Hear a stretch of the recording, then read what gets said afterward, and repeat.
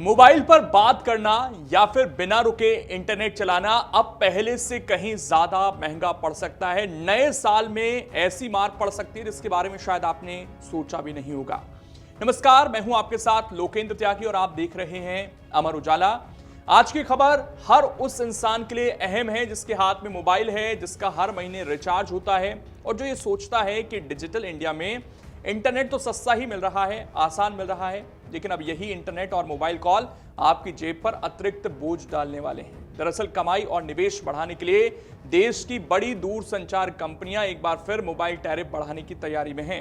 इसका मतलब साफ है कि आने वाले समय में मोबाइल पर बात करना और इंटरनेट इस्तेमाल करना दोनों ही महंगे हो सकते हैं।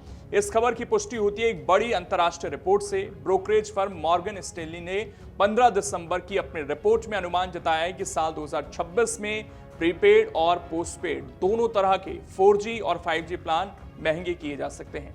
रिपोर्ट के मुताबिक कंपनियां अप्रैल से जून तिमाही के बीच मोबाइल टैरिफ में 16 से 20% तक की बढ़ोतरी कर सकती हैं। दिलचस्प बात यह है कि पहले यह बढ़ोतरी सिर्फ 15% तक मानी जा रही थी, लेकिन अब संकेत हैं कि दाम इससे कहीं ज्यादा तेजी से बढ़ सकते हैं। अब इसका असर सीधे आपकी जेब पर पड़ने वाला है। इसे समझने के लिए एक आसान उदाहरण लेते हैं।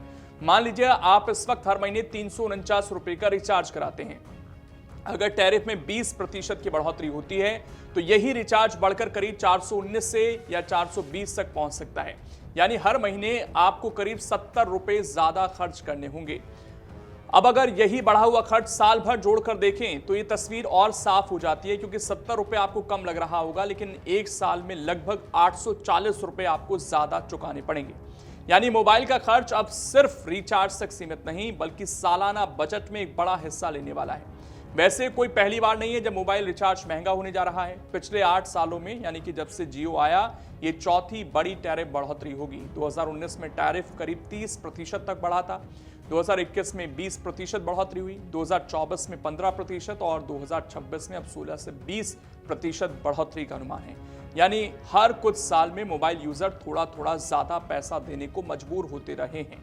अब बात करते हैं कि आखिर ये बढ़ोतरी कौन सी कंपनियां कर सकती हैं। तो रिपोर्ट के मुताबिक देश की जो 3 बड़ी कंपनियां हैं, भारतीय एयरटेल, रिलायंस जियो और वोडाफोन आइडिया, ये तीनों ही अपने रिचार्ज बढ़ा सकती हैं। दिलचस्प बात यह है कि मिड और हाई रेंज यानी 300 से ऊपर वाले रिचार्ज प्लान ही महंगे किए जा सकते हैं। हालांकि कंपनियां बहुत सस्ते प्लान फिलहाल महंगे नहीं करना चाहती हैं, क्योंकि ऐसा करने से ग्राहकों के दूसरी कंपनी में जाने का खतरा इनको बढ़ा हुआ लगता है। इसीलिए कंपनियां एक अलग रणनीति अपना रही हैं। सस्ते प्लान से OTT जैसी सुविधाएं जो आपको मिल जाती थी पहले फ्री में, वो हटाई जा रही हैं धीरे से, और वही सुविधाएं सिर्फ महंगे और प्रीमियम प्लान में अब दी जा रही हैं, ताकि ग्राहक खुद पे खुद अपग्रेड करने पर मजबूर हो जाएं। अब सवाल ये उठता है कि कंपनियां इतना कॉन्फिडेंट क्यों हैं कि लोग महंगे रिचार्ज करा ही लेंगे। तो इसकी वजह है ग्राहकों की बढ़ती संख्या। रिपोर्ट के मुताबिक मई 2025 में देश में 74 लाख नए एक्टिव मोबाइल ग्राहक जुड़े, जो पिछले करीब 2.5 सालों में सबसे तेज बढ़ोतरी मानी जा रही है। अब देश में कुल एक्टिव मोबाइल यूजर्स की संख्या करीब 1.08 अरब तक जो है पहुंच चुकी है। इंडस्ट्री एक्सपर्ट्स का कहना है कि लोग अब पहले की टैरिफ बढ़ोतरी को स्वीकार कर चुके हैं और कई सेकेंडरी सिम दोबारा से एक्टिव हो रही हैं। इसी भरोसे के साथ कंपनियां मान रही हैं कि ग्राहक अब ज्यादा कीमत देने के लिए तैयार हैं। तो कुल मिलाकर मोबाइल पर बात करना हो या फिर बिना रुके इंटरनेट चलाना आने वाले वक्त में आपके लिए सस्ता नहीं होने वाला है। अगर ये जानकारी आपके लिए जरूरी है तो इस वीडियो को अंत तक आपने देखा है तो इसे ज्यादा से ज्यादा लोगों तक शेयर जरूर कर दें।